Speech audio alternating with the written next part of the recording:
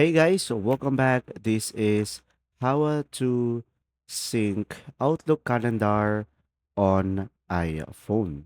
So first thing is just simply go to the settings into your phone. Now from here, tap on your profile at the top of the screen. And now from here, guys, you could just simply go for the iCloud. So go ahead and tap on it.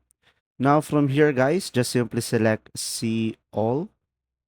And now, if you scroll down, just make sure you have the calendar turned on over here, as you can see. And now, once you have done that, you would just simply go back to the settings. Now, once you are here on the settings, just simply scroll down and you should be able to see here the calendar.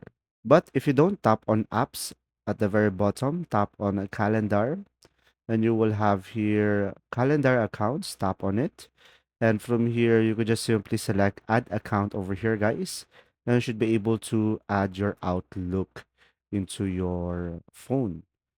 Now once you have added your account, it will redirect you over here, and just make sure you turn on your calendar over here. And right after that, guys, when you go to your calendar, you should be able to see your Outlook over there. I hope this video helped you understand more. Thanks for watching.